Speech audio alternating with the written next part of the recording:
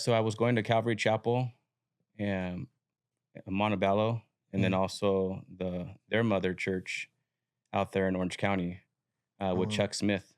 Okay. And then uh, it's an amazing church, Bible teaching church. I love it. I love the word. It really got me excited for God's word. Right. And because they preach and teach verse by verse, and they break it down, which I love. But then I prayed about it, and God says, "Okay, you've learned and got what you needed here. Now I have other things for you as well. You gotta walk. You got to walk." And I asked my pastors there and prayed with them, and he said, "Yeah, no problem." My dad was going to Victory Outreach, and he's been wanting me to go there for a while with him. And what better is it to serve the Lord with your dad? Camaraderie. Yeah. That's So camaraderie. I went there, and I loved it. I really felt that family. When you walk in, you feel like you're at Thanksgiving dinner where everybody's, calling each other, "Hey brother, hey sister." It's not where the person on the stage is preaching and everybody's just kind of like cattle just watching and listening, and then after it's over, everybody kind of walks to their car and does their own thing. Right. Everybody's here, they're Mingling. fellowshipping, getting each other's number. Let's go have coffee. Let's get to know each other. Let's learn from each other. Let's grow from one another. And then my pastor there really challenged me to, because he saw the love I had for God's word. Mhm. So he goes, "You should go to Bible school." And we'll kind of get into our background, but growing up over there in San Gabriel Valley, for me, I wasn't really a school person. Right.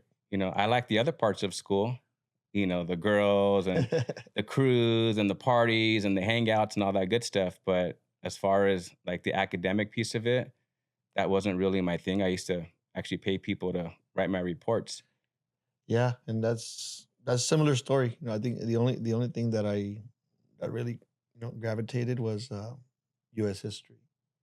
That was my only subject that I was just like I like history and I like war and stuff like that. So, but yeah, besides that, it was just mingling with people, right? Like relationship Yeah, building. the socialization piece of it. And then I went to Bible school and, just kind of fell in love more with God's word, really going deeper into it, where I got my bachelor's. So this is somebody who I went to 7 different high schools. We talked about this. Right. 3 different school areas. I went to Almani first, a Royal High School. Then I got kicked out of there. I went to Valley Lindo. And then we moved back to La Puente. I went to La Puente High School. I even went to your school for a little bit, Workman. Workman, for 2 days, and I got kicked out because I got into a fight in the parking lot. And then from there, they didn't want me in that area, so I went to Valley High, which is the continuation school there. Got kicked out of there. Then I went to West Covina. West Covina, I got kicked out of there, and then I ended up at Coronado Tech, which is West Covina's continuation school. And then from there, I got kicked out of there too, but I wanted to get my diploma, Right. So I ended up having to look through the penny saver. Back then they had the penny saver, and it said, "Get your diploma at Hollywood High." And since none of the other districts wanted me inside their school, I called them and I took a test, and that's how I got my high school diploma. But I say that because I actually wrote a book, during my journey at APU, getting my master's in theology, how to read the Bible and understand it. So that's one of the main things that I love about you, Jose, that your love for God, Yeah. and I hear it through your interviews and the things that you do at work. And when we went golfing, just our conversations. You're not talking about God. God is already in you. So everything you talk about is already part of God. 100%, man. I think once you put him first and you understand um, that you are not the one, orchestrating any of this, you realize that I just had this breakthrough moment with my wife. She's always the one to reprimand me, humble me, keep me grounded, Mhm. and I never took it. It's until you get to your 42 years old that you start realizing, why did God put her in my path? At 16 years old, I think he has big aspirations for me, and you need somebody to keep you humble and you find that as you progress or you scale yourself and you outgrow the old self every time, the best version of yourself, um, you realize that a lot of people see you doing the wrong, Mhm. but because you tend to always be at 80, 90%, in the correct path, they feel the intimidation of like, I can't tell him that, it's disrespectful, right? My wife has no problem telling me that. She's got no problem telling me, "Hey, man, like, Call you out on your yeah, stuff. yeah, humble down here. Hey, you're touching way too much of that. You're not paying attention to the kids. You're not paying attention to me." Um, and it comes through a lot of these messages come through a form of an argument, a fight, and dove in, and like, like, why?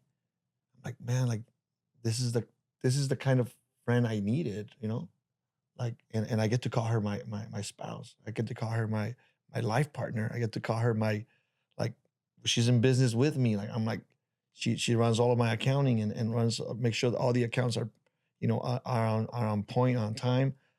I'm like, damn, like, she's a total package, Mhm. and you realize that, and I share this with her, is like, um just because somebody has pretty eyes or pretty face or acts a certain way or shows certain parts, like, I'm you are like, the 98, 99% of what I wanted in a spouse, in a partner, that I'm like, that's like super secondary to Yeah. me. Like, it's not even, um I think God has done an amazing job putting her in my life and putting us through obstacles and challenges, and it's been just nothing but amazing things, by having her, and I could honestly call her my best friend, And I wanna get into your background Mhm. because what you're mentioning now is super important, but I also wanna give you a proper introduction Sure. because you are very successful in a lot of areas of your life, and I, hold you up to a high standard Thank you. because I know where you come from and where you're at and where God wants to take you. Amen. So, I wanna introduce our special guest today. He's a father, a husband, a business owner. He owns and runs a multi-million dollar restoration business, and looking forward to having him here. We went golfing together twice. We've hung out together. We actually found out that we hang out in some of the same similar circles from back in the day and know a lot of the similar people. And I'm really excited to have him and to hear his story and really pick his brain. And, I know this is going to be a very powerful and intimate conversation, but I also want to make sure that we're pulling a lot of from his brain on how he built his business, where he's at, and, the things that God wants to do in his future. So, welcome, Jose Tavarez from Celco Restoration. Jose, welcome to the Best Version of Me podcast. Thank you, Daniel. I'm privileged to be in your presence. Great takeaways, like, as you mentioned, the golf, the outings. It's just such a natural feel. I feel like I've known you for decades, and it's very powerful. That's how the Lord works. Yeah, when we met, thing that we did out there in, with, Ishmael, Ishmael. it just we kinda gravitated to one another and, you know, God knows what he's doing even when we don't know what we're doing. Yeah. And, we were on a group chat and text and, through different people that we know, God brought us back together, to do something special that maybe we know or maybe not know. But in the next few years, we're gonna look back and say, okay, that's what God wanted to do within our lives. So I really appreciate you taking the time. I know you're busy. I know we had it scheduled for next week, but you're doing something big in Arizona, which we'll talk about. You're For flying sure. out on Monday. Yeah. But before we get into that, I want to know more a little bit about your background, where you grew up at, how your life was prior to this 2.0 version of who you are today. My background. I was born in Mexico. What part? Uh, it's a little town called Jalos Totitlan, Jalisco. It's in Los Altos from Jalisco. Um, I was born in 1983. Uh, was born in, I believe my mom mentioned, like, either the kitchen or the living room. So my mom never believed in medical facilities, so natural born. Um, she did mention that I was born like with my umbilical cord around my neck. So I had ADHD since then. So The enemy uh, tried to keep you quiet at an early age, always right? moving, man. Always moving. Always had a lot of energy and enthusiasm for life. I guess I always enjoyed helping my mom. You know, her and I had a really great bond and a really great relationship. And I would always ask her questions of, "Hey, how was it?" And actually this week, 100 years ago in our town, why were they trying to kill Christians?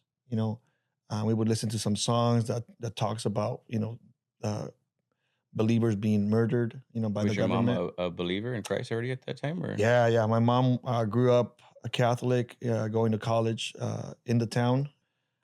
It's not very normal, So her mom and dad really, they put her through like the nun system and un convento, and she would always tell me stories, and I was always gravitate about wanting to know, like, Hunger you for know, that? yeah, man. I always enjoyed being around older people Mhm. because it's just like reading history books, right?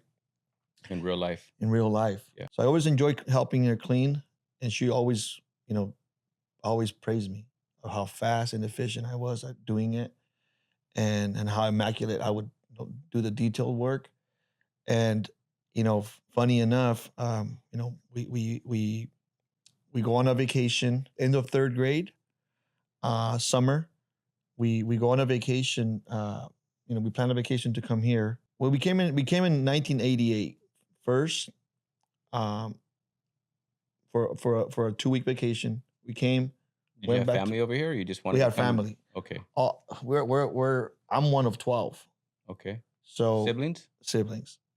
Are you the youngest, Same. middle, or old? I'm the number 10. So below me, there's only just two younger brothers. How old were you when you came over here to United States? I was 9 years old. 9 years old, and that was 1993. They found a house right there near Workman High School. Mhm. They bought it for $125,000. It was not well kept. It was a fixer Humble's upper for beginning? sure. Yeah. Um, So you didn't come from money, you're not from a line of entrepreneurs, you weren't born with a silver spoon in your mouth. Not at all, man. Not at all. And that was one thing that was the game changer. Is for us to stay, for them to convince my mom to stay, and create this new beginning. My mom had animals over there. She had her house. Like, she did it for us. She sacrificed. She still had her mom alive, and I know that took a lot out of her. Did you fit in right away? Because here you are in 4th grade, you were born in Mexico, now you're living in La Puente, and now you don't know English, right, Right. at that point, but now you're in school. I think at that time they had, like, ESL classes. Correct. How did you fit in with all the rest of the kids who were born and raised there, who spoke English, still had, Hispanic, Mexican background? Because everybody in La Puente at that time, was all brown. I think even now it's even more brown. Yeah. Right, because I go and do work out there every so often. I kinda drive through some of the old streets, and I'm like, "Man," from where I grew up at, those streets are super small, Narrow. Yeah. everything was very narrow. When you have cars All parked the on both cars, both sides, sides. you can't 2 cars can't go through. So, how did that happen when you were over there? Hey, yeah, it was tough, man. It is tough love to join or be part of the school system, especially public school. This was in the '90s, right? This is in the 90s, So, a lot of 93. gangs, Very active. very active. La Puente was very, very active. Not a safe place to be. Um, you grew up a lot of bullying, a lot of name calling, and I remember uh, kids at that time are cruel, man. Yeah, They made fun of you if you didn't speak English. yeah. If your ears were just centimeters larger than the other guys, they called me flappy ears, and and it was just brutal, man. It was so brutal. I would round up with guaritos and try to just fake that I knew what they were talking about, and I would just mumble stuff, And they're like, what was that? And I'm like, oh, no, nothing. Just wanting to fit in. Yeah. It's probably one of the best schools, to go through, because a lot of the entrepreneurship is your tolerance for pain. Did it break you or did it get something inside you like, man, one day when I get older, I want to do my own thing? Or did you want to always kind of fit into your surroundings? Yeah, I think the fact that people made fun, uh, that was always a big chip on my shoulder. So you know what? One day. So I did utilize all that negativity Mhm. to drive me and to build me, as you mentioned, constantly being broken, and just utilizing that negativity to build that muscle, right? That muscle of resistance, the muscle of, you know what? I'm gonna go against all odds. For me, my grandparents were born in Mexico, Mhm. but my dad and my mom were born here. And then I was obviously born here. So my first language is English. I knew Spanish a little bit more when I was younger because of my grandma. They all spoke, Spanish. But then my parents, they kind of kept Spanish away from us so that would be their private language when they wanted to talk about adult stuff. Right. So they didn't really speak Spanish in the house. But me going to school, I went to a lot of different schools. So even though I wasn't from a different country, I was from a different city. Right. And when you're born over here Outsider. in California, especially Southern California, if you're going to a school in Almani, but you were born in La Puente, you might as well have been from Mexico or London because you're an outsider. So I understand being an outsider going to these high schools, and it was brutal because you got all these kids who were growing up together from elementary to junior high to high school, and here you got this new guy here that's not, from them, with them, from a whole different area. And I obviously hadn't got into a lot of fights. That's why I got to a lot of different schools. But I remember when I was in high school, it was during this whole gangster, but also a party crew era.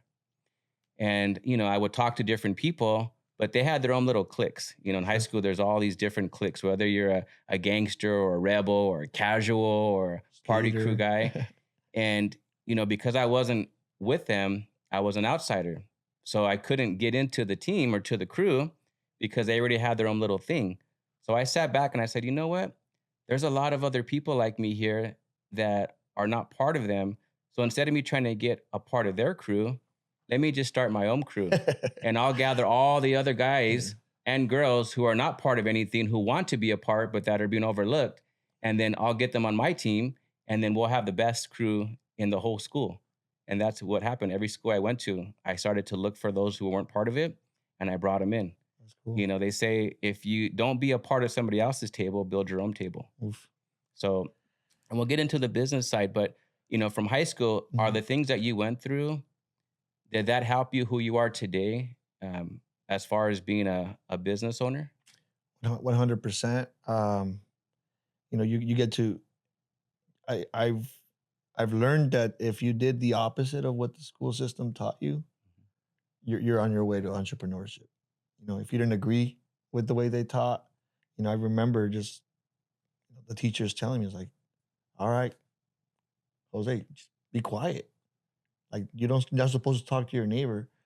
And you realize that all that, No teamwork, no effort, just if you don't apply that in business, you're out of business. 100%. If you don't ask the Stay neighbor, quiet. man, it's like, Yeah. hey, like, how much are you paying in your workers' comp rates? And or just, if you're not asking your neighbor and constantly copying your neighbor, if and this is where I'm really really good at imitating and a good student of the game. So being around people like Ishmael, Carlos Reyes, and all these guys that have done ultra phenomenal things, I'm like, whoa, like, whatever God wants my final number to be at, we'll let it be up to him and his glory. But since God is putting me through these people, I'm gonna sit down and just intake as much as I possibly can, right? And ask and do it in a very humble way where they know that I'm being transparent and simply, I don't know how to run a $12 million company. I never been here, and they really cherish that and value that because they know that I'm for real. How important is it to have leaders and other, you know, entrepreneurs who are actually successful? Because there's entrepreneurs who have a business who are at the very beginning, and then there's ones who are on the journey, and there's ones who have exited a company and starting something new. How important is it to have those different types of people with you and around you? Oof. Um, it's like having a library, right?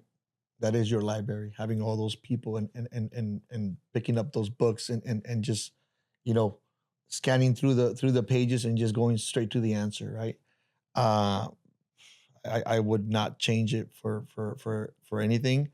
Um, I remember in business, I always wanted to be a part of something like that.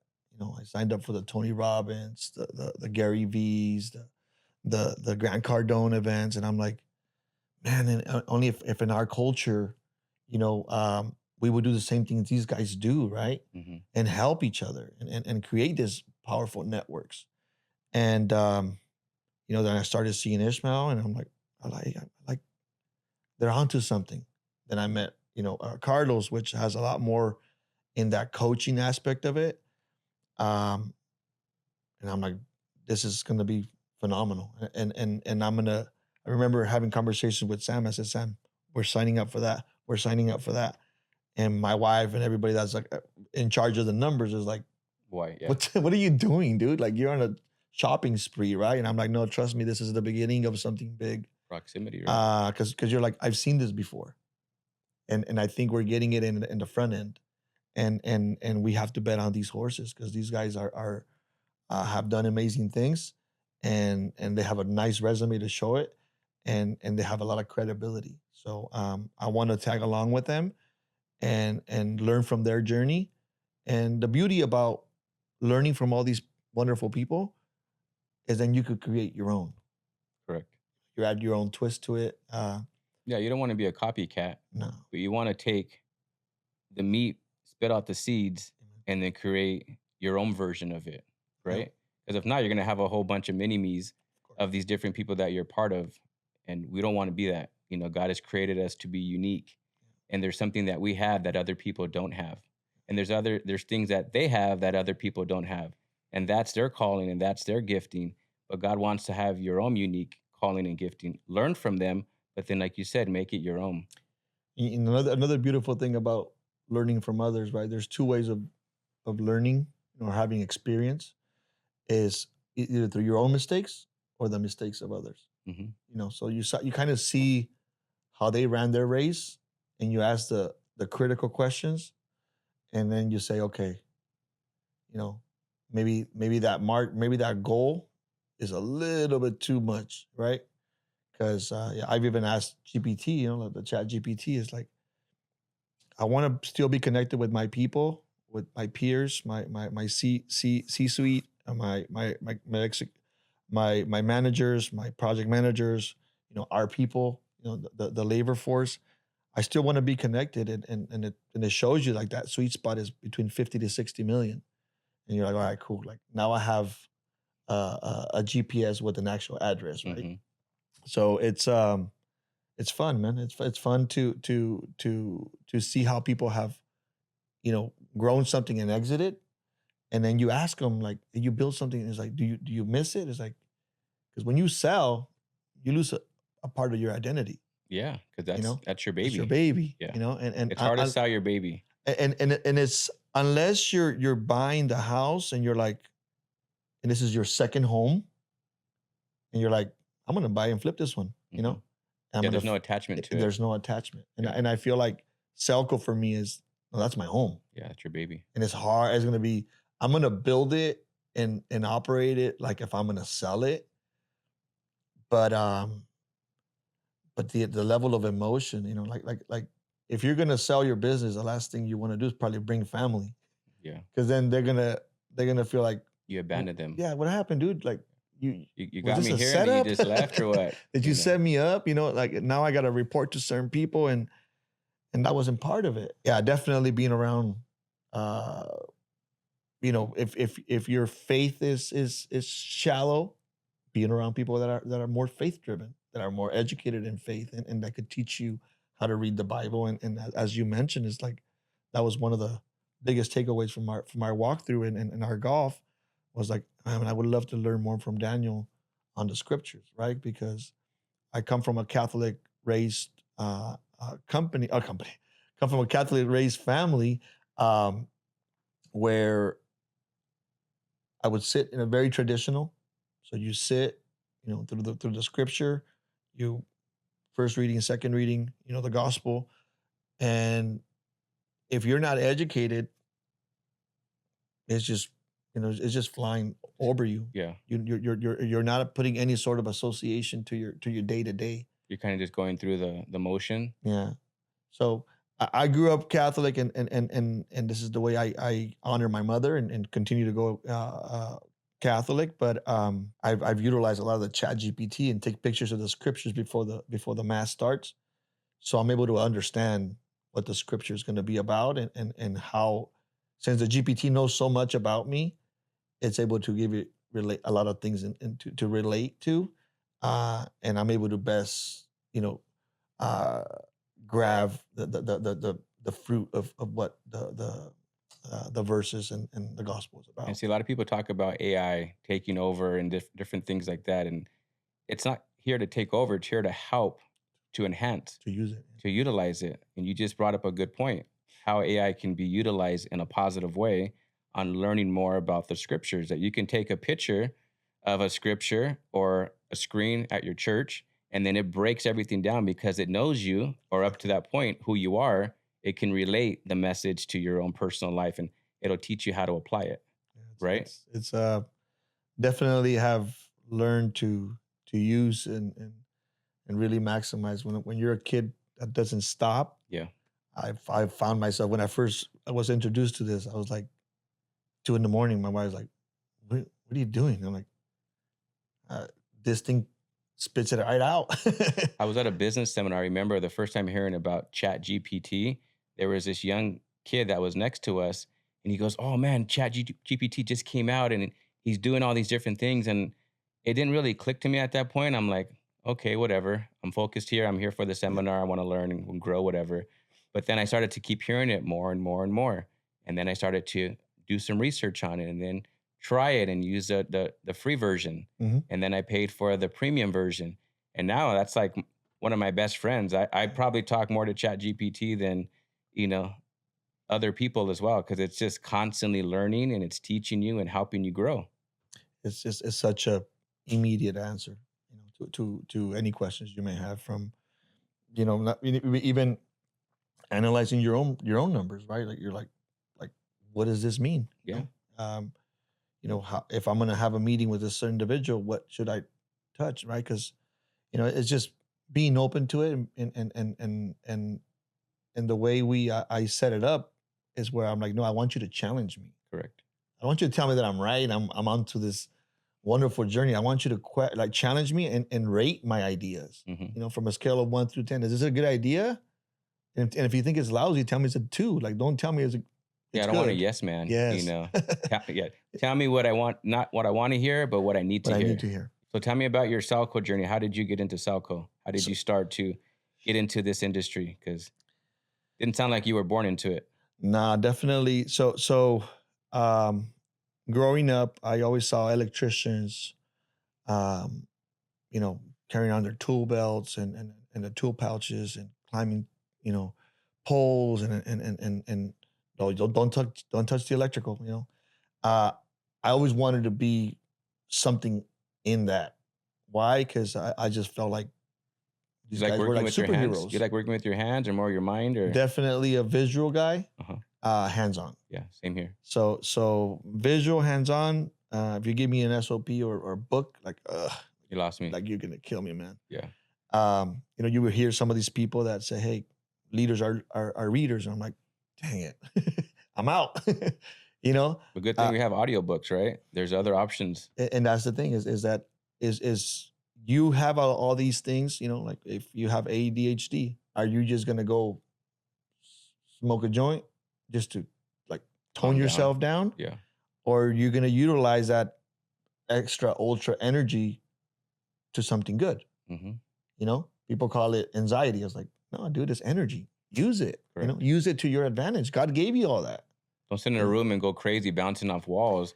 Open the door and send me to a direction where I'm going to go and be, productive. Amen, bro. Like it's just, God gives us all this anxiety, all this overthinking. Like use it. It's not an accident, right? It's God's gift. He knows what he's doing. Like you look at somebody like LeBron James, like his white span is Michael Jordan that would jump 46 inches off the ground. And you look at Michael Jordan could jump 46 inches off the ground, have his hands, could palm a ball and do this freaking circus-like type of freaking activities, right? And you're like, I appreciate more people like Kobe, not because just he's given us 5 championships, but also he didn't have that. Yeah. He didn't jump that high. He couldn't palm a ball. He had to develop that. So he had the work ethic, and he had the outsider mentality, because he had to go to Italy and he couldn't fit in over there, and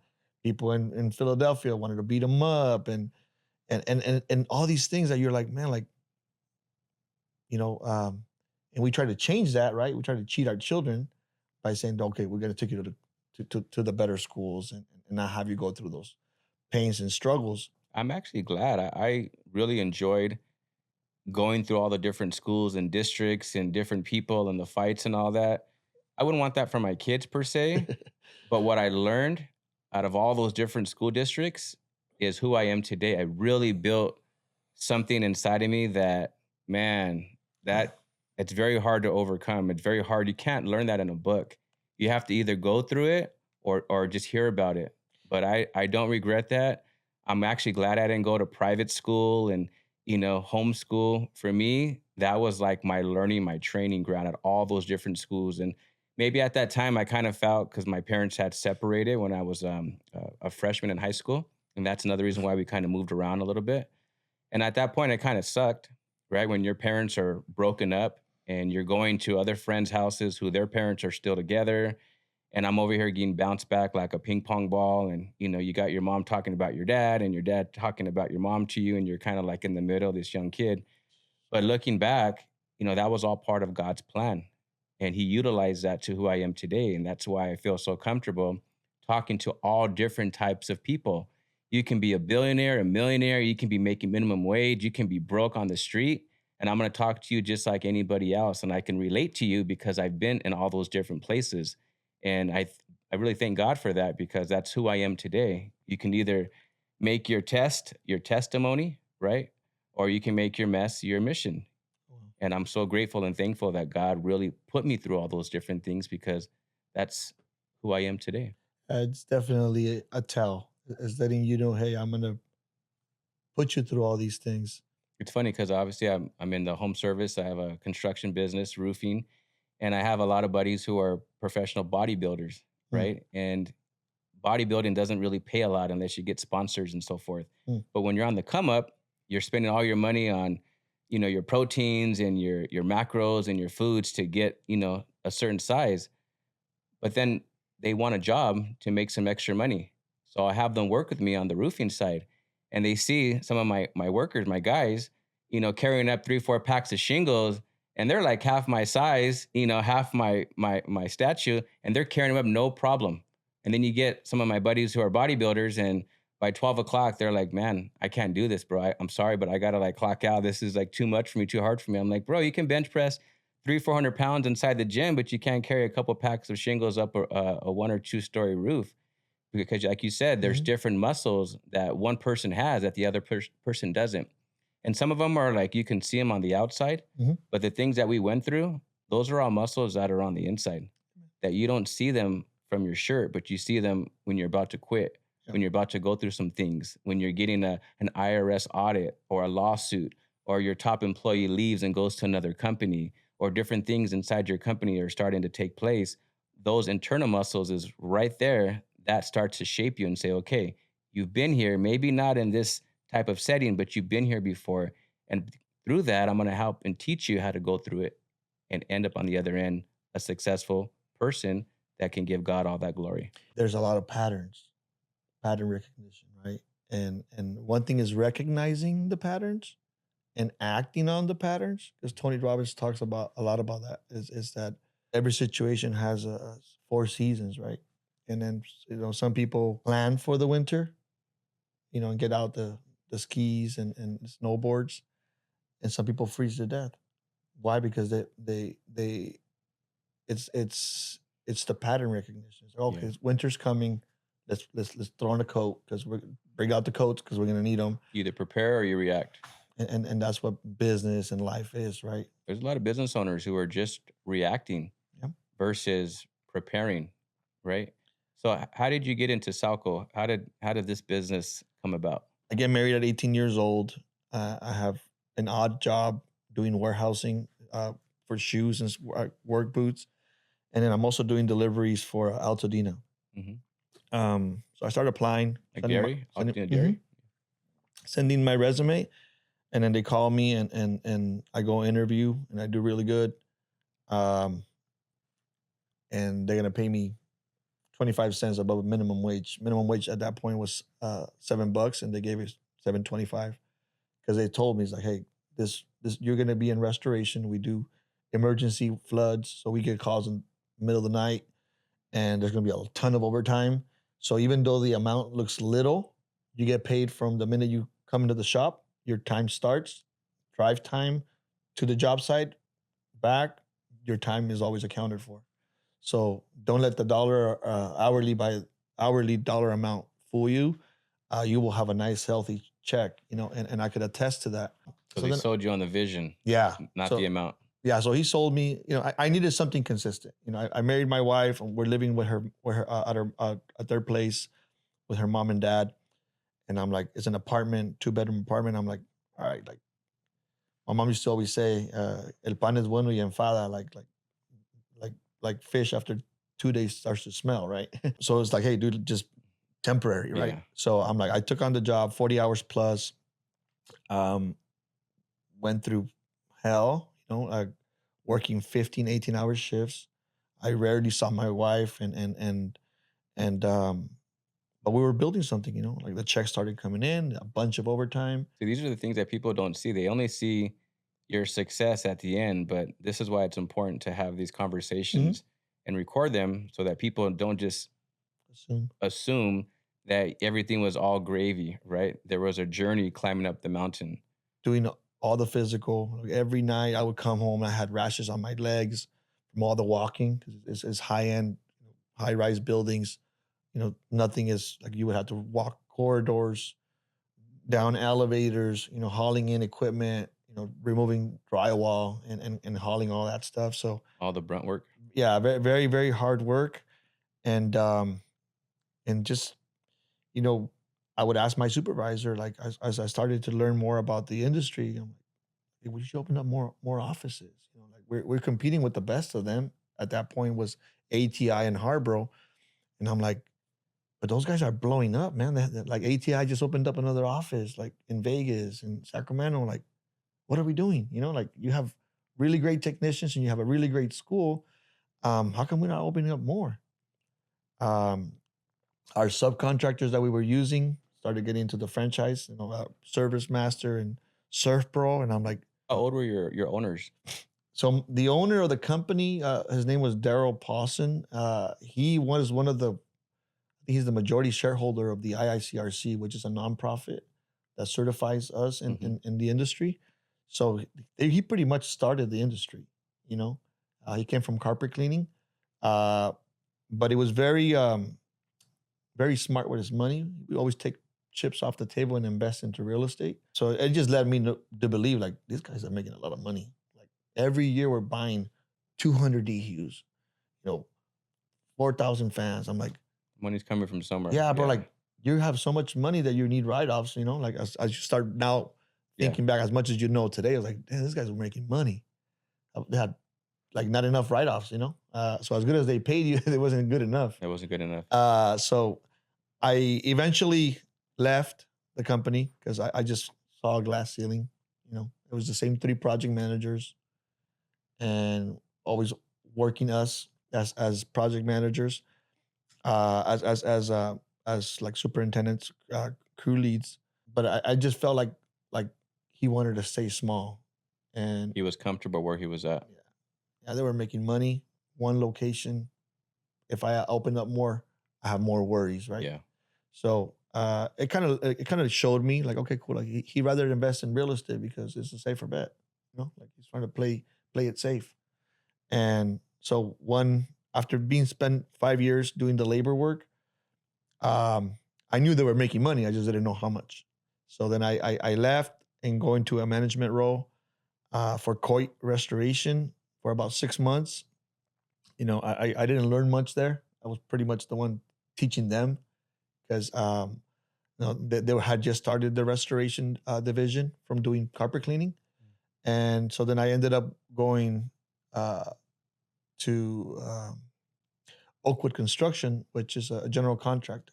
So Oakwood Construction had big contracts with like AAA, USAA, all the big insurance companies, and then I was exposed to estimating.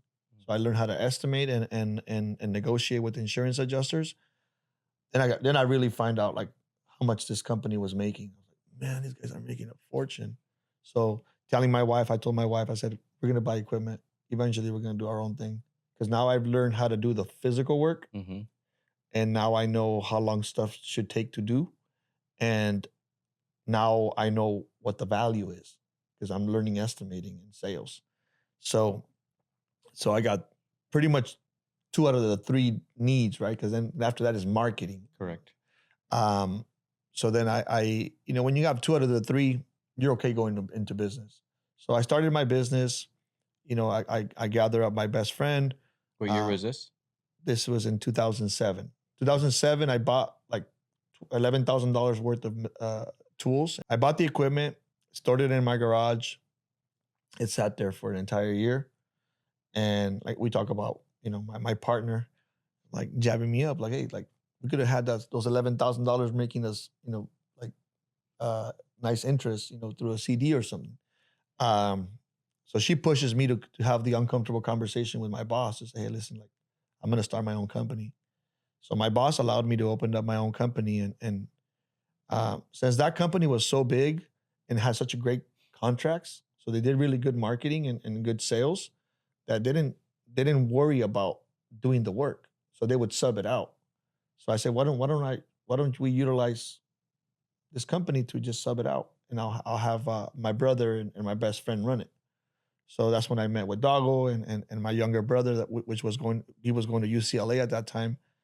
Um, they both quit. One quit their job and the other one quit school to join this journey called Celco. Right. At that time it was called Platinum. So we started getting sub work, and I think we get to hit $1 million just doing sub work. So keep in mind, I'm still employed. Were you doing the actual work, or did you? So yeah, my brother and my best friend Doggo, they would do the physical work, and I would go there and coach them.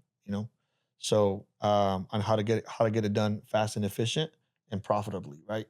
And so I would write the estimates to make sure that they were healthy estimates, and there was profit to be made, and that's how it started. We but then at that point I'm like, you know what, like you start making more money on your side hustle, then once you get to $1 million, I'm like, hey, I'm gonna leave this job and I'm gonna go full throttle, right, and go after the big accounts and get instead of getting a percentage of the job, get 100% of the job. But we started to do platinum at that time, and getting our own calls.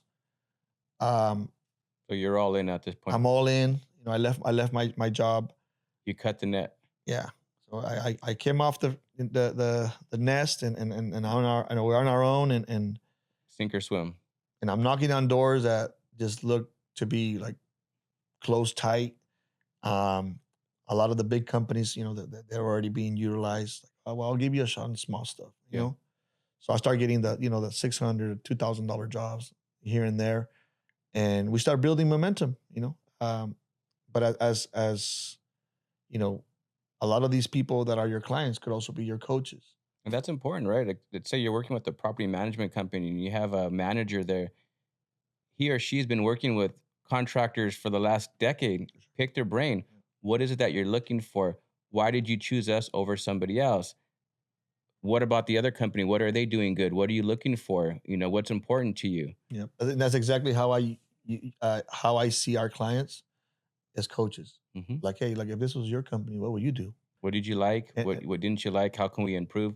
Every one of our clients, after the job is complete, I always ask them, "What's one thing you loved about us, and what's one thing that we can work on?" And most people, they're like, "Do you really want to know?" I'm like, "Yeah, absolutely, I want to know. I'm not just asking just because. Like, we want to get better," and they yeah, actually respect that. They yep. want you to get better for the next client.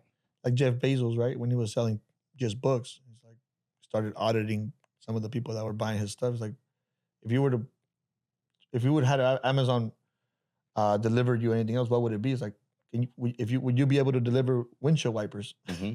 And he's like, and it's It it lit clicked. something up. It's like like we should be able to sell anything. And a lot of business owners don't ask that question because they don't want to hear the truth. And most of the times they already know what they're not good at, and they Correct. don't want to hear that, and they don't want it to be validated because they don't want to change. So what do? They just not ask, and they just keep doing what they're doing, and they get comfortable with that. But there's a lot of people who are getting into the industry who are hungry, more hungry than some of the ones who are kind of like on the top, just kicking back and Mhm. enjoying what they built. But there's a lot of hungry lions that are like climbing that mountain right now, and you want to keep it. You got to stay hungry with it, right? And Yeah, this is there's a saying in Spanish that says "El que quiere tienda que la tienda" means if you're gonna own the store, you better attend the store. Um, and in business and in life, you're either growing or you're dying. mhm, And if you don't know, then likely you're probably dying, yeah, right? Because just like in life and business, you're growing or you're dying. like poker, right? Mhm. When you sit on the poker table, you're either the sucker. If you're looking for the sucker and you can't find it, It's you're probably probably the you. one. Yeah. uh, yeah, but that's really that's the beauty about measuring, right? The measuring tools let you know the pulse. It'll tell you whether you're alive and healthy or not. So you had you, Doggo, your brother, and you're all in on this restoration journey, right? Yeah. How did you start growing from there as the work started to come in? Did you start hiring people right away? Did you max out until where you guys were just completely burned out and you kind of were forced to hire somebody? Were you subbing it? Kind of go We through the we actual we operations piece. yeah, we definitely did a lot of stuff ourselves, and if we needed assistance, we would bring in temporary labor. Um, but going back to the coaching, right? The client telling me, "Hey, like I'm calling you because I like you and all, but like these big restoration companies, they handle it from A to Z, bro. Like Mm. if I'm gonna call you with a situation, I need you to do the demo, cleanup, And the and then the construction. bill back Yeah. because I don't want to be the project manager. I don't get paid enough, or I don't get paid for that role anyway, right? Um, I'm already a chief engineer for this building. I have to make sure the mechanical is running on point. I got to make sure that my inspections are on point. I got to make sure that the residents are not complaining. So the Did you last thing have I the want. license under your name at that point? So at that time, it was platinum, and it didn't require for restoration companies to have a license. Um, so the minute he said that, I was like, dude, I'm gonna have to go to school, and I suck at school. So you go back to your relationships. So when I was at Oakwood, I really blessed this gentleman, a good friend of mine, Celine Cortez. I blessed him with a lot of work. I said, hey, you're an electrician, and we go back to the next cell. Like I saw his card, and I saw he was an electrician. So I'm like, I'm gonna call him, and I'm gonna bless this guy. I'm gonna give him work because I see him hustling. Right, Is this at Raul's store? this is Raul's store. So I take off the business card out of the pin board, and I call him. I was like, hey, Celine, you do electrical? I've known you practically, all the time I've lived here, and I never even knew that you did electrical. I was like, no, yeah, my dad has the electrical, plumbing, general contractor's license. He's got the fire protection, and he's got the cabinetry. I'm like, whoa. I'm like, so he's got all those licenses? And he's like, yeah, but I focus on the electrical. All right, right on, man. So let me let me help you. I'm gonna set you up as a sub, and I'm gonna tell you what insurances to buy and where to buy it, and I'm gonna set you up, and I'm just gonna use you. And hopefully after I use you in the emergency, they're able to hire you also for the repairs. Sometimes we get into fire jobs where we have to rewire the whole house. So sure enough, I blessed them for about 3 years that I was in that company.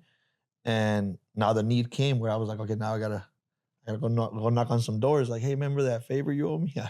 So it was because of Nextel and Demir Wireless and seeing that business cards, Yeah. how God worked everything, how you're looking back, Every, you don't realize the things that you're doing that has a ripple effect on other people's lives until, full circle, you start looking back and hearing stories. You're like, man, okay, that's why you did what you did. And that's why I started what I started and what you started. You're touching so many lives that you'll never even know the lives that you've touched. I'll tell you a little bit about Celine. So Celine was doing electrical, and he's like, oh, roll up. I'm right here doing an electrical job right here out at Echelon. All right, cool. I'll cruise by.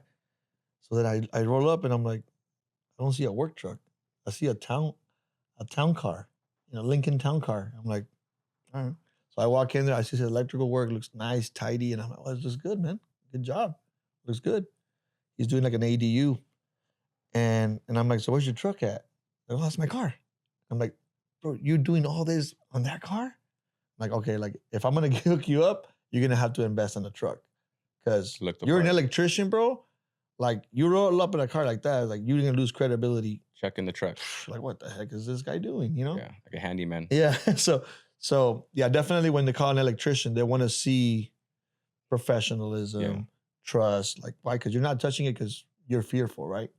So you want to give it to the professionals, and you got to look professional. So I had to kind of jab them up, clean them up a little bit, and yeah, sure enough, like I asked his father if I could, rent the license from him, and he said, yeah, we definitely will create a.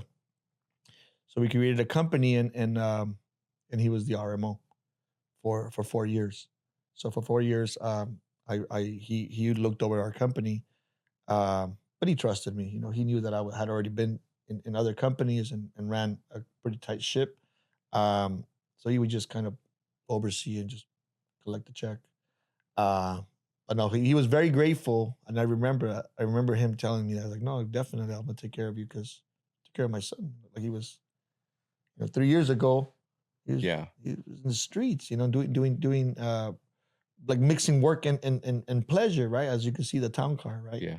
So definitely, I helped, illustrate a different path, and so then I started to get the license. So then I changed it to Celco. So there was no more platinum.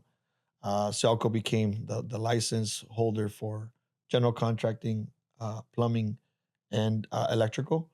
So so then the general managers and the engineers were like, all right, cool, man. Like now I could go to bat for you. Did you have like a master plumber? Did you have a master electrician? Did you have these people already on your team once you got your Salco contractor's license? I had the license for electrical and plumbing, but we didn't offer it. So I just had it. I said eventually I'll need it. Why? Because restoration is typically after either a fire, electrical fire, or a massive water damage. So, they kind of go hand in hand. So the electricians and the plumbing could probably be something that will help me get the lead. And I'm asking, obviously I'm in the industry, Mhm. so I know there's people who are watching Mhm. that are probably get inspired to want to start their own home service business. So I want to ask questions as if I'm new to everything, For sure. right? So you're at 1 million annually. How did you go from 1 million to 5 million? So I hit 1 million, and I started freaking out because it was just work, right? Like doing what I know how to do, but I didn't know structure. I didn't know profit margins. I didn't Did you have know, an office? you know, um, Were you working at a home or just right kind there, of? I was blessed by my family. My family has a manufacturing company. They manufacture sheet metal. So they gave me like a little corner spot. Like you can use that right now. Like we don't really use office space because Mhm. it's just manufacturing.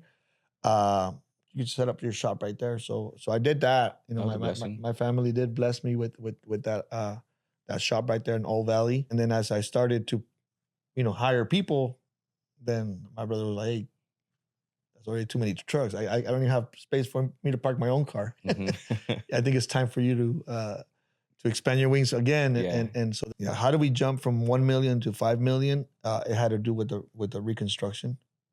The reconstruction has a larger numbers, um, but emergency service has a higher profit margin. So definitely the big jump had to do with adding construction. Why? Because after a water damage, yes, you're billing for the water damage, and if there's mold, you bill for that as well.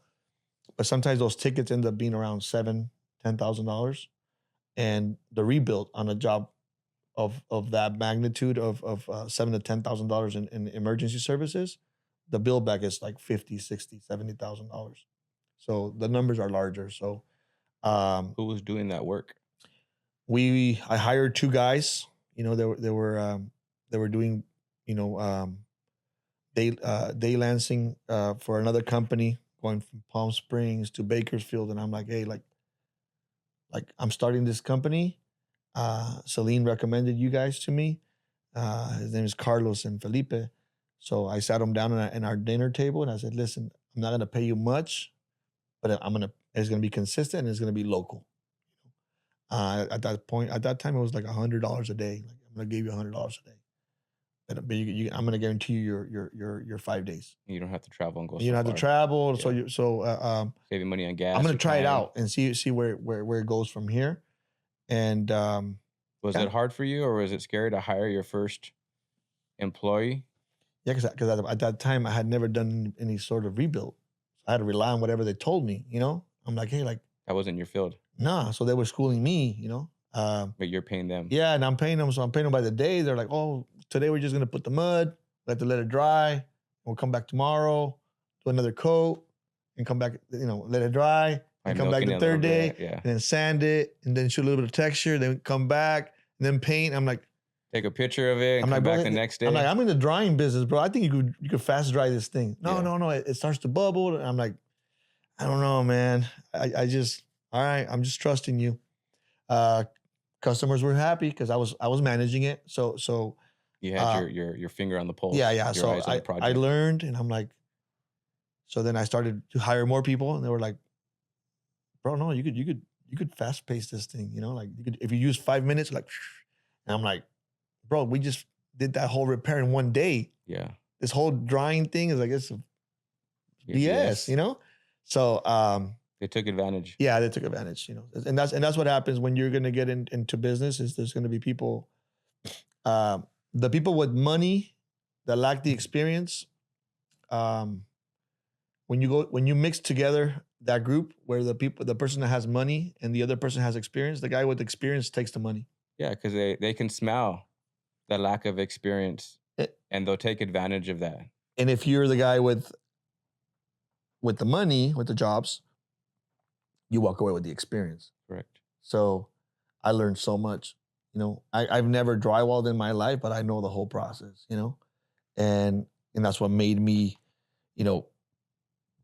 makes me really good at selling, right? Because you're like I know the process. And this was all before like YouTube or ChatGPT, where you can go back and say, how long does this job take, and how long should I be paying for it, right? You have to trust people. You got to just trust and go through the process. And during the trusting process, I always look at it, this analogy is like, I always give people enough rope. And if you give people enough rope, they'll hang themselves. Exactly, yeah.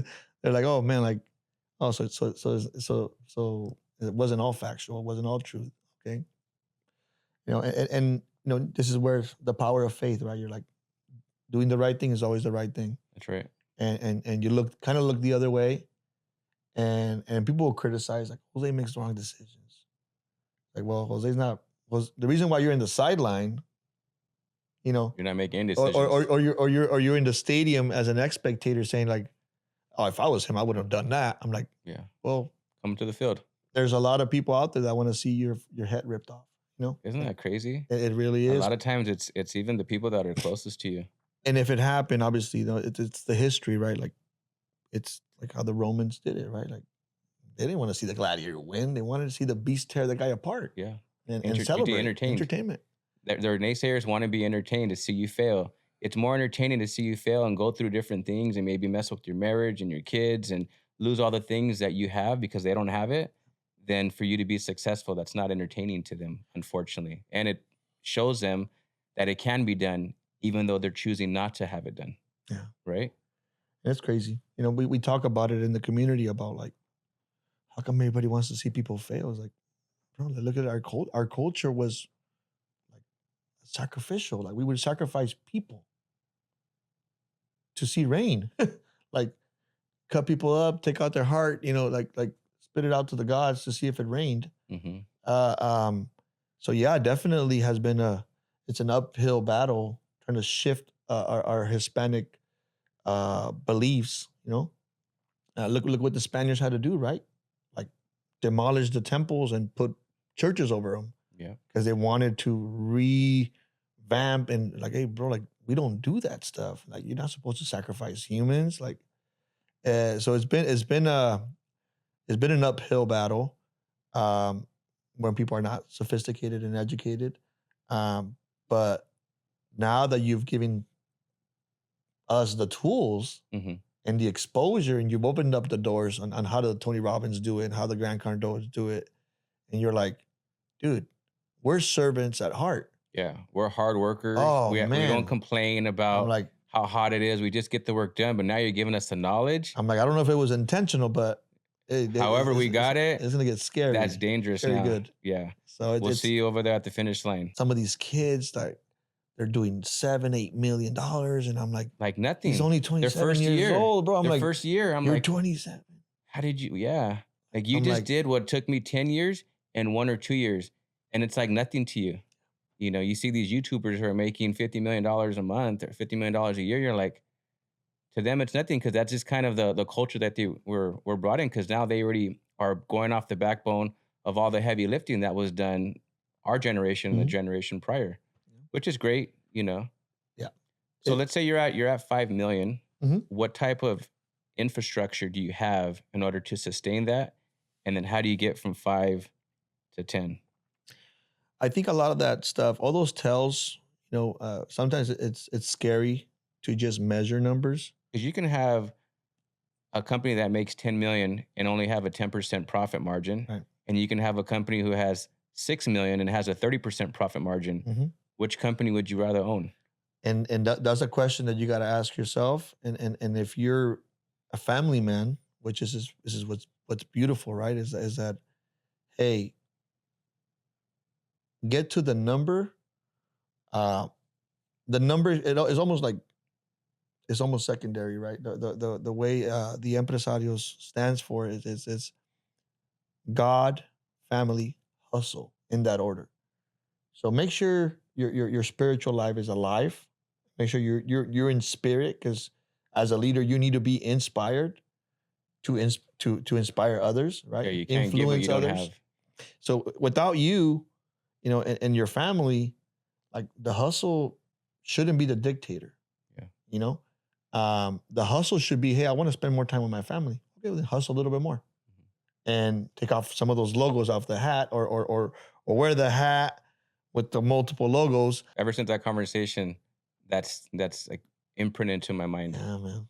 Yeah, it's crazy how I mentioned that in a previous podcast. Is like the minute you start taking off hats, you're like, oh man, like it was getting tiring, you know. And you're like, I was carrying around $1 million in responsibilities, Mm-hmm. and I think the asking yourself those questions to say, don't let the money dictate how much of your time is your family gonna get and how much your God's gonna get. Correct. Like, don't start right there, man. Yeah, they shouldn't get your leftover. They should get your primary. You know, even in church or in leadership and people mentorship, you never give out when you're on empty. You can't be pouring into somebody with fumes and you're running on fumes. You got to be able to give from your overflow. And we get filled by God, His Spirit, through our family, through being home. And then we give that to our business. If you give it the opposite, everything's going to crumble. You're going to lose it all because you've lost yourself and the people that you're doing it for are resenting you while you're doing it. Of course. And when you finally get to this level of success, you look back to celebrate with the people that you did it for, and they don't even want to spend time with you. They resent you for what you did. And you see it in your children. You know, I have my son. He was eager to get his logo. He wants to get his golf shirt. And now he's doing little infomercials, little commercials for the company. And I'm like, that's a testament of what he feels about the place. Mhm. You know, he doesn't have to be here. He wants to be there. He wants to be part of the movement, part He's of the proud journey. to put on the logo what it stands for. I always look at stuff like that. It's, oh, that guy got to some X amount of millions. And I'm like, how's the family? How's the spiritual life? You know, are the crosses are just a fast way of saying trust me? You know, you're starting to see a lot of that stuff. You know, a lot of people. I have you a know, client where I did a roof for. It was like $1 million project. Big old huge warehouse. Mm. And inside of his warehouse, he has his business, but then he has this 30,000 square foot place with just all of his cars, like his Oof. beautiful, beautiful cars. Cars are like, man, those are my dream cars. And he has like 30 of them. But then I talk with him and I'm like, okay, so how was your journey to success? You know, would you do it all over again? He said, honestly, I wouldn't. And I'll tell you why. I've already had 2 open heart surgeries. I'm already in my 70s. I know I'm already on the end of my journey. Mhm. I want to be able to do all this to give this all to my kids, and none of them want this. Like, they don't want any of the success. They don't want the houses. They don't want the cars. They don't want any of this because I focused so much on building and obtaining all this that I didn't bring them with me on the journey. I kind of left them at home, focused on success. And then when I got successful, I wanted to share it with them and they wanted no part of it. Yeah. So he goes, if I can do it all over again, I would have not aspired to have as much of this and aspire to have as much of this along the way in the journey so that when I get to the finish line, I'm not by myself. A lot of this stuff definitely the rate of growth impacts. Why? Because if whatever focus goes, energy flows. That's right. Whatever you tend to focus on tends to grow. Mm-hmm. You focus on your health, you're gonna lose the easy fat, and then you're gonna deal with the stubborn fat, and then you could build muscle. It's the same, you know, same concept, right? Like if you focus on just being 100% spiritual, well, you could be at church 5 All times day, a every week, day. and what God wants is to see you walk. Like, don't just preach, practice what you preach, right? You There's know, people in the church right now who have given their everything to the church. And yet, after 20 years serving in ministry and being at every meeting and every pastor's meeting, every leadership meeting, they're actually divorced because they put the ministry above above everything. their wife and their kids. God comes first, but God is not ministry. God is God. Ministry is your calling, but your ministry shouldn't come above your spouse or your kids, Yep. right? Same thing as ministry for your business. Your business shouldn't come above your spouse or your kids. That's just at the end of the day, you got to put God first, your family, right? Then your finances. And then, of course, your fitness as well, your health. But if you're in that order's out of whack, you're going to burn out and you're going to lose everything. Faith, family, fitness, finances. That's how I live my life. And then fun. Yeah. Now, I don't have a perfect life. There's times where they're out of whack. Yeah. You know, because Attitude. like you said, where your energy goes, your energy flows, right? You focus on that. But that's what we talked about, not wearing different hats. I don't want to put down my father hat to go focus on my business. And I don't want to put my God hat or my faith hat down to go to the gym. Let me be faithful at the gym. Let me minister to people about God if I can while I'm doing my sets. And I actually have been at my gym because it's not something that I do. It's who I am. It's wherever I go, I take myself with me. Routine. So I take my faith, I take my family, I take my fitness wherever I go because that's just who I am. It's not what I do. So I don't make time to go to the gym. I am the gym. I don't do my day and try to fit my gym in at the end of the day. I fit everything else around my God, my family, my faith, my fitness, and my finances. Wherever I'm going, that's what I'm going to be doing. And that allows you to be in control. You know, so it's only certain things we can control, and our day to day is one of them. And so I don't want to emphasize that hustle, because I think we've there's a lot of people out there hustle, hustle, hustle, and I'm like, at the expense of what Yeah, your or kids, whom? You know, yeah, your like family, yeah, man. So three divorces, yeah, we gotta be mindful of that, and part of our leadership as guys that have probably grown up, and my parents never divorced, but doesn't mean that they had a perfect marriage. Alcohol was always involved, verbal abuse, physical abuse. yeah, Is You're like, you see all that. yeah, and you're like, okay, cool, like we got to break some of that stuff up. You know, And there's young people, men and women, watching this podcast, other podcasts, or hearing leaders talk about, go all into your hustle. And maybe they have the right intentions when they say that, but you have to be careful and explain that. Just like scripture, you can't just throw out a scripture and make it mean whatever you want it to mean. You have to look at scripture and say, okay, what did it mean then, and how do I apply it now? So if I'm going to say something, because words are important, they matter, I want to be able to explain myself so that people don't misinterpret what I'm saying and they go all in on something and then they end up getting divorced or losing their kids or becoming overweight and depressed. And, yes, they got a lot of money, but they have no one to share it with. How successful is that? In the Bible, it talks about success. Success is not even about finances in the Bible. It's a wholeness. It's about your relationship with God. It's your mm, relationship with your family, and then it's finances. But when we hear success, all we think about first is how much money do you have, yeah. right? Like, don't tell me about your gross. Tell me about your net, and I, not just your net on your P&L, but on your home, right? At my church, they say, okay, if you really want to know how a marriage is going, don't ask the husband. You ask the wife because she's going to tell you the truth. He's going to be like, oh, it's all great. It's good, man. We spend time together. We're happy. We're here. And the wife's like, that's not the true story. So you ask the wife and she'll give you the true story. but look at all of our leadership, right? From our president, like not a politician, not probably not even, he's second time around probably is making better decisions than the first time, right? But um, I not to get political, but the reason why he's there is because of his fame and money. And God, right? The Bible says that, he's the one that appoints the leaders. People True, don't realize that. true. Whether it's you agree with him, disagree with him, whether you voted for him or didn't vote for him, It's that's besides the besides. point. But God is the one that appoints the leaders.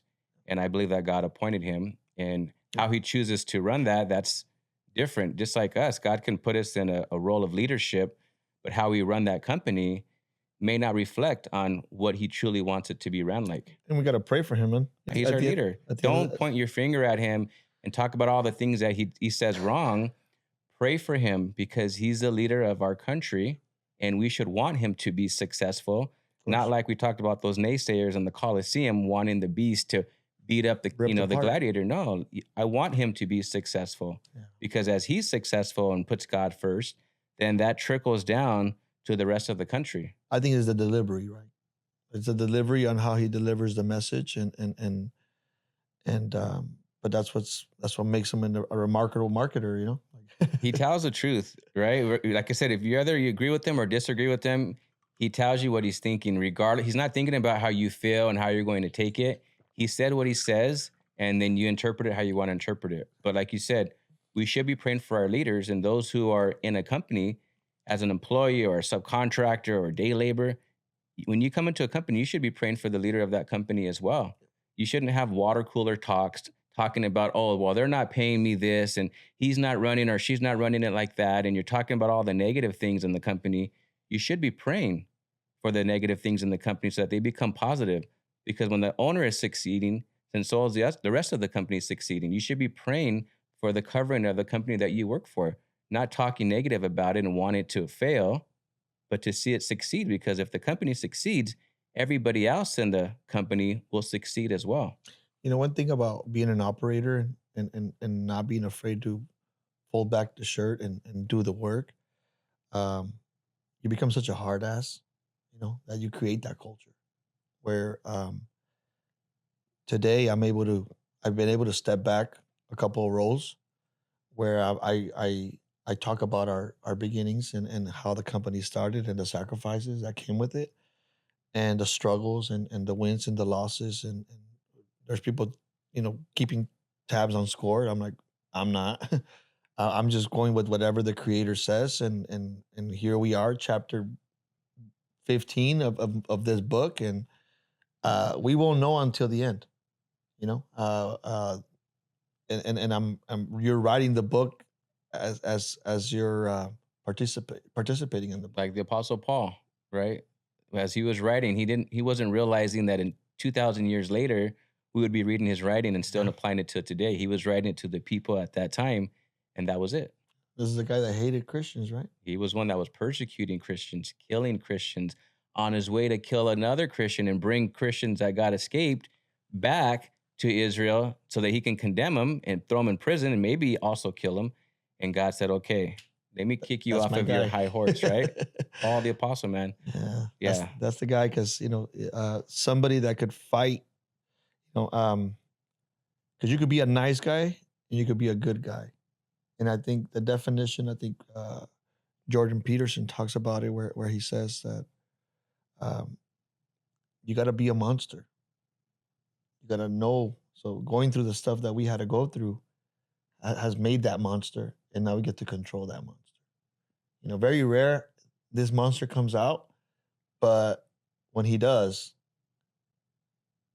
it's an attack, and people are like, "Whoa, I thought this guy was just nice." Like, Yeah. no, man, don't take my kindness for weakness, because I come from such struggle, and God has put me through so much bullying, and yeah, I'm gonna be of service, and yes, I'm gonna extract water, and some of that water may be grossly contaminated, uh, but don't mistreat my trade, don't mistreat my people. You got to be violent. You got to be able to fight for what God has Real- given you.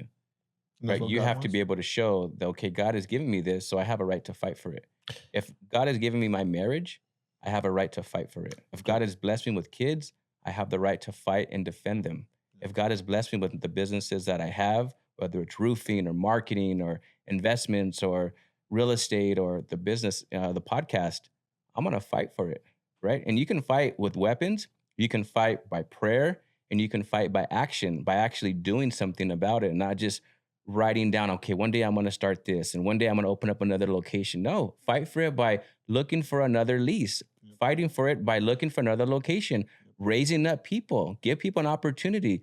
If I got 5 managers, one of those managers should be a manager of manager, and I'm going to raise them up. And then one day I'm going to take that manager of manager and I'm going to open up a second location because they deserve it. They work hard for it. And I'm going to fight for growing this company Yep. and giving them opportunity. Because if you're not giving your people opportunity, then why is God going to keep blessing you with more opportunity? He gives it to you so that you can be a blessing to the rest of your people. And don't focus on giving the blessings to people outside of your company. You should be blessing. We should be blessing the people that are part of our company, raising them up because everything's in the house. Everything that we're looking for is already in the house. We don't have to hire outside to bring people in. We just got to raise them up in a certain way where we raise them up and we send them out and start another company here and another office there. And then we manage those managers rather than trying to hold them down and be the CEO for the rest of, your life. Like, come on, that's Yeah, not fair for them. That's not fair for your wife. It's not fair for your kids.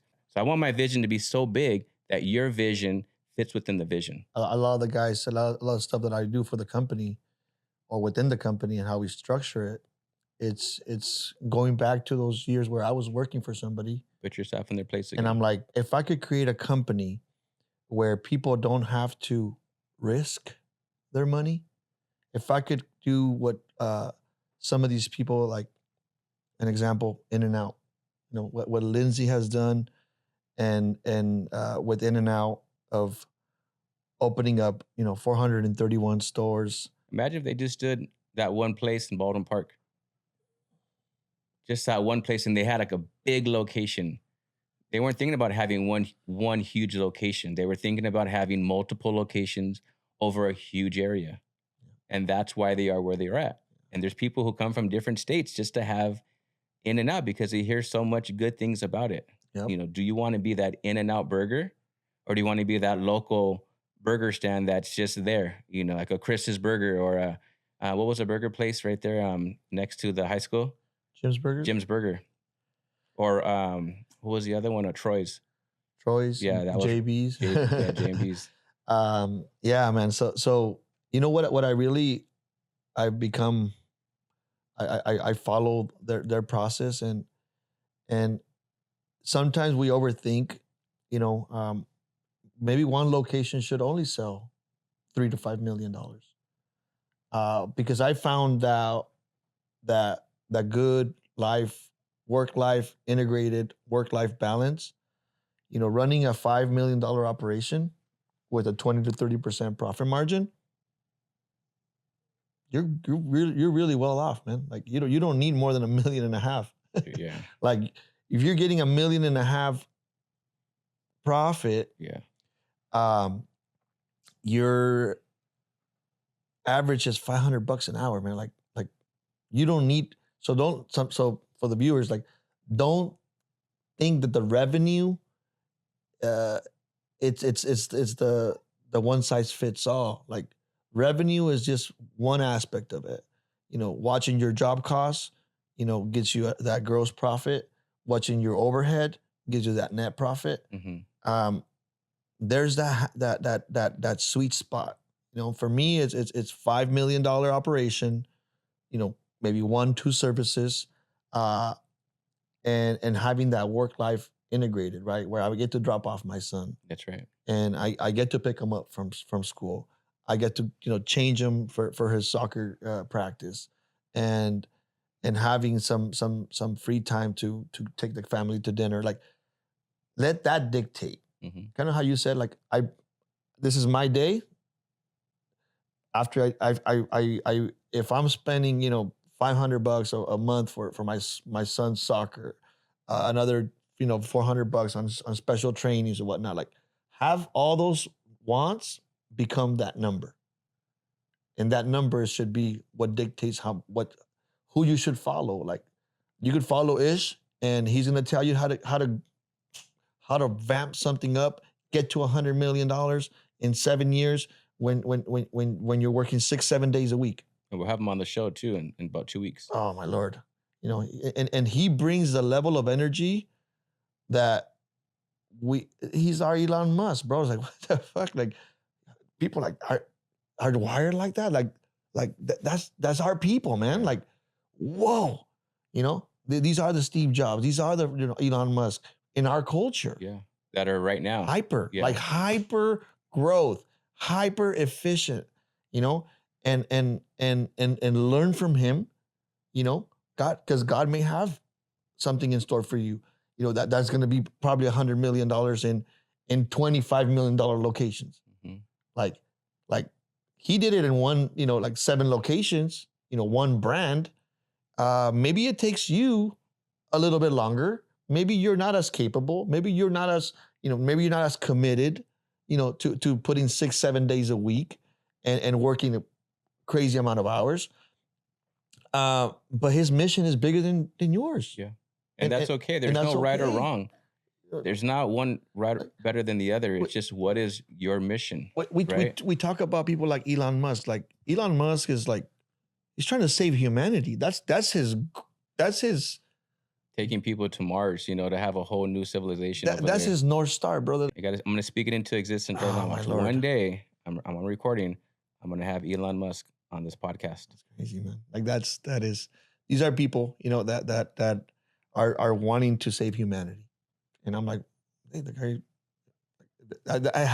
you have to kind of have that crazy goal to have all these lucrative ideas and execute on them. Like, the level of speed he's able to move is just remarkable. Elon, if you're watching, I'm going to have you on the show. And if you know him or know somebody that knows him, reach out to him. We want him on the show here. Best version of me. So, Celco, you're at 5 million real quick. We'll kind of wrap it down. How did you go from 5 to 10, and where are you at now? There's a company out there right now that's watching that's in the 5 million range, and they want to get to that 10, 12 plus. What are the steps that they need to take? What are the people they need to hire? What are some things that they need to put in play in order for them to not just get there, but get there and sustain it for an opportunity to keep growing. So some people, they outsell themselves and they grow too fast versus what they have in store on the back end, because operations is important, right? You want to be able to sustain the growth. It's always the leader, right? And if you're the leader, if you're a guy that could focus, and Ish will tell you, like, turn all those distractions off. Like, what are you doing electrical? What are you doing plumbing? What are you doing the recon? Like, focus on the emergency services, and that's it. My anxiety, my ultra energy. There's 3 ways of growing your business: either getting new clients, increasing your prices, or have them shop more often. And for me, it's adding more services. So for me, is, hey, I already have a client. We have a really great, solid relationship. She trusts me. Hey, do you trust me with the water damage? Yes. Can you trust me with plumbing? Because now we come to these water damage jobs because the lines are full of debris and buildup, right? Well, in order for that to be prevented, you got to hydrojet those lines. You got to cleanse. You got to cleanse your body, right? Mm-hmm. Why don't we do the hydrojetting? Why don't you hire us, since you trust us? We're technically taking ourselves out of business. And I think it's going to be one or the other. Either you hyper focus on one trade and you become a master at it, or you do what I did and offer more than one service. Offer more than one service, and you go hire the master plumbers, and you pretty much give them the accounts. Why? Because you've been working for 15 years. You have credibility. Correct. So if it has our logo, rest assured it's going to get done, and rest assured it's not going to be the cheapest. Why? Because Jose sees this company being in business for the next 20 years. Correct. I don't compete with the guy that's still operating in the garage. With all humble respect, like, I came from the garage. I started this company in the garage, but my pricing has never reflected that I operated from a garage. Why? Because my pricing is my pricing. Have you always increased your pricing as your business grew? Well, even if you don't increase it, if you're hiring more people to wear the hats you have to wear, you realize that your overhead could Increase. Could increase. So I always tell people, is like, listen, like, we're not the cheapest, but we're not the most expensive ones out there. There's people with higher overhead out there. But hey, we have our own building. It's probably bigger than what we need, but it gives people that stability, saying, oh, this company's not going anywhere. Yeah. They're committed. We own a $5 million building. I don't have a $5 million house. Like, why? Because I'm not going to let my house expense impact my business, because then now I have to cover a $30,000 mortgage on a home, on rooms that probably I don't even visit, right? Just to say you have a big just house. to say I have it. Yeah. And it's just, be very, very careful with how you grow your company. And for me, the biggest tell when I see guys out there that are doing their thing is like, I go to their Instagram and I'm like, all right, cool. This guy's doing all this for more off time, like bottle service,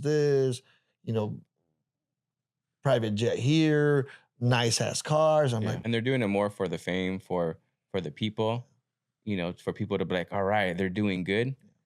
For me, I've never really cared about people's validation. I like to always kind of be under the radar. Like, I don't really care what people think or see me. Like, I know what God has blessed me with, and I'm blessed with a lot that I have, and not just tangible things, but intangible things, right? My relationships and the people in my life and the things that I have and the memories that I've accumulated. To me, that freedom is worth more than anything else. Yes, I have nice vehicles and things like that and all that good stuff, but I know I could probably get another nicer car. But come on, am I going to take a Ferrari to Target, right? Am I going to go through the in and out in a Ferrari? Like, that's more for show. To me, I'd rather go on family trips and 100%. I couldn't fit 2 people. What am I do I do with the other 2? Yeah, I only can get one bag, right? It's like I can't go to Albertsons with it because I can't even fit the groceries and the milk in there. Like, where am I going to put it at? Just something to have in the garage to say I got it for me, I know people do that and that's all good for them, but for me, I don't really care about those things. I care more about having the freedom and the time and, the opportunity to say yes and no to certain things and to take my kids to their very first day of school. My son's right here. He'll be 24 this year. I took him to school every single day from kindergarten all the way up until high school. My daughters, I've never missed any one of my kids' first days of school because that was a very non negotiable thing. No matter what I'm doing, if I had a meeting planned or pre planned, I planned it around those days. Well, I can only do it that day. Well, I'm sorry. That time is already allotted for my kids to be there because Mhm. that's something that I've already promised that I would never miss a first day of school. So I can either do it tomorrow or we can reschedule, but that is a non-negotiable for me. And to this day, I got 3 kids, another one in high school, one in junior high, and one in elementary, and they just started school again. I didn't miss any one of their first days of school because to me, that's a non-negotiable. That is worth more than having a Ferrari in my garage. Yeah. So back to the money. It's let that be um, pretty much like you said. Create your life, and then if you add up all those monthly subscriptions and monthly expenses, that's going to tell you where you need to be at, and that should be the goal based on The life the you want. revenue. Yeah. Yeah, work backwards. Work backwards. Reverse engineer. Revision. What do I want my life to be like? How much is that lifestyle going to cost realistically? And then what do I got to do to make that? And that should be my why I wake up every single morning. And that will keep you focused versus I just want to hit $1 million this year. I want 5 million, 10 million, 100 million. Do you know what that's going to really take? Yeah. And you know who's going to suffer? And you know what kind of sacrifice is going to take to hit 100 million?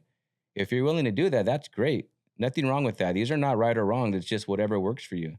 But Correct. be very careful on the decisions that you choose to make because you're making them for those who are not even part of your decision making. When you decide to make $100 million company, your wife's coming along the journey, whether she knows it or not. Your kids are coming along the journey, whether you know it or not. Your parents, who are only here for so long, are going to be coming on the journey no matter they know it or not. So you have to realize what's important to me because once your parents are gone, my mom passed away. It'll be 10 years this year from cancer. I would sell Journey. all of my stuff Her back. to have her back for one day, to take her to breakfast, to go spend time with her for the day, to hear that conversation with her, to say, son, I love you. I'm proud of you. I miss you. To spend that one day, I would sell everything that I have because that matters. Yeah. So if you have somebody who's here who you have that quality time to spend with, man, spend that time with them.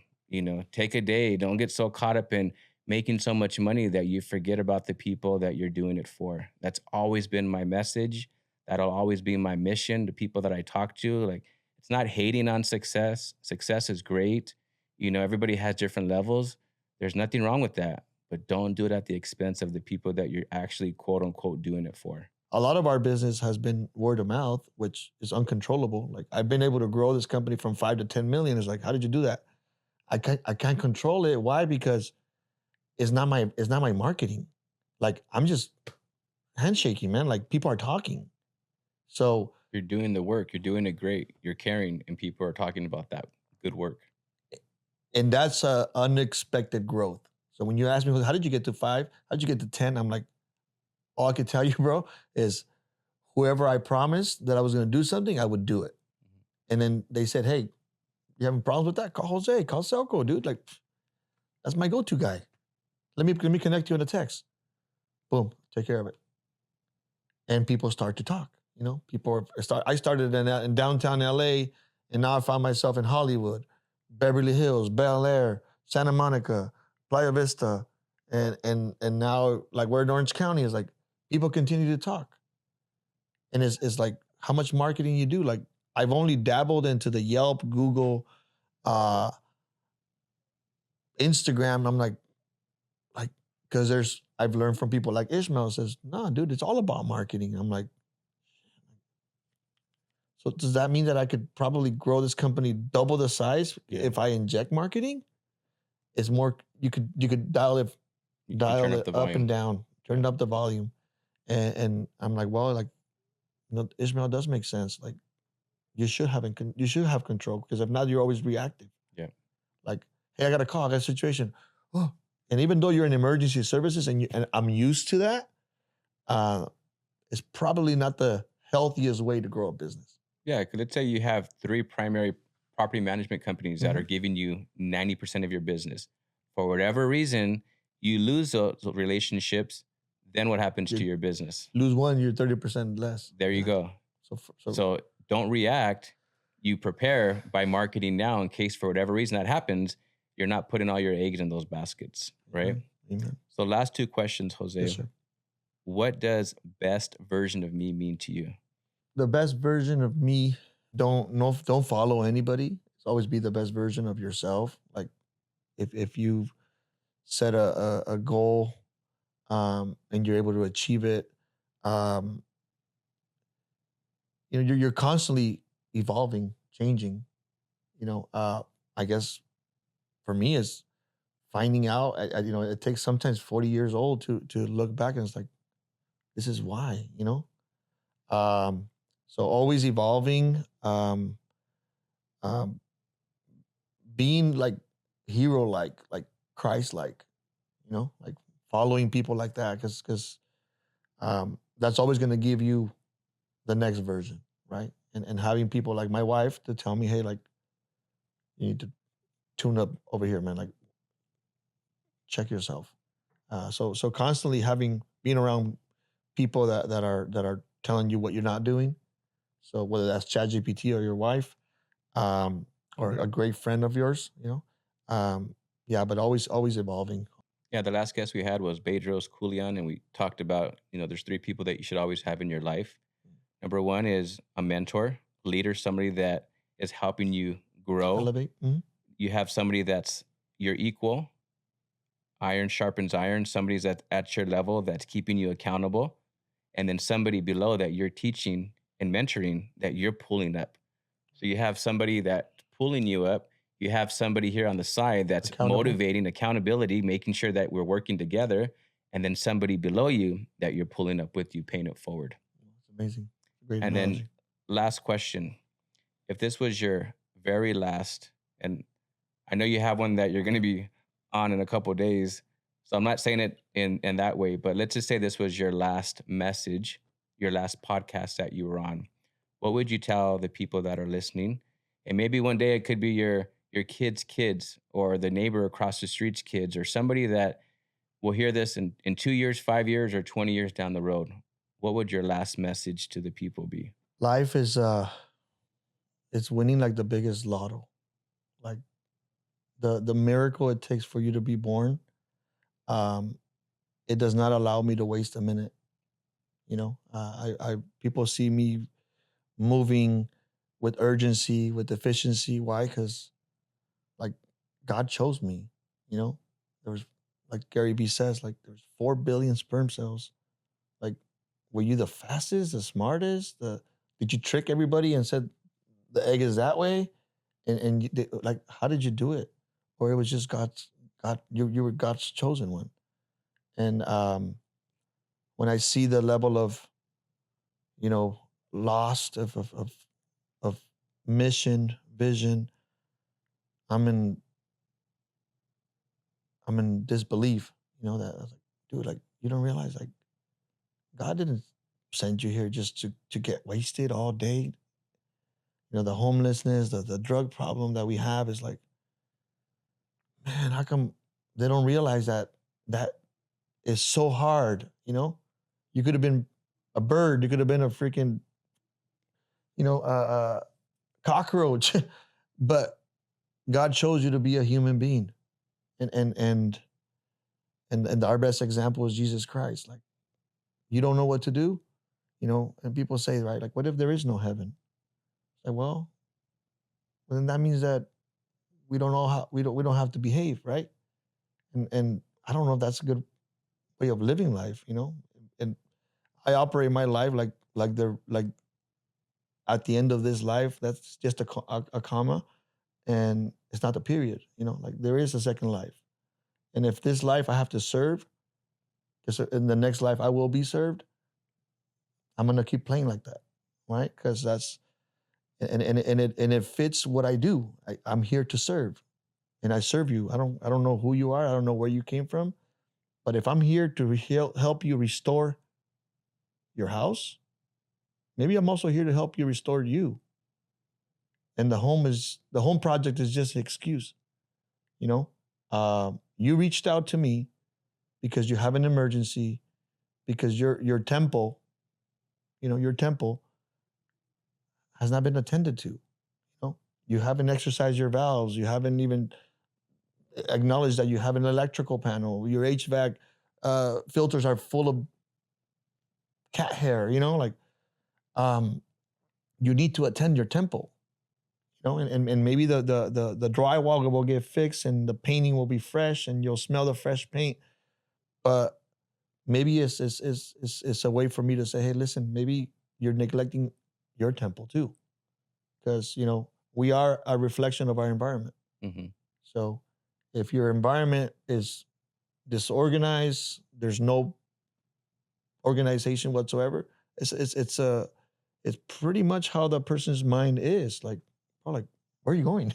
Yeah, where Like- where one thing happens in one area of your life is happening in another area of life, Amen. right? If you're showing up late to work, you're probably showing up late to other things. Everything. Whatever you do in one area of life, you're doing in all areas of life because you take you wherever you go. So yes, God could be using Celco Restoration emergency services to get in there, and you do a great job. But He also has you there to minister to them, to, like you said, to point out the other areas in their actual life that need to be restored. Yeah. Their faith, their relationship, their health, their mindset, right? All Right. those different things that you're there beyond than what you're actually called for. Because we gotta keep in mind we had our Creator, our God, and then we had our ultimate restorer, right? Jesus Christ.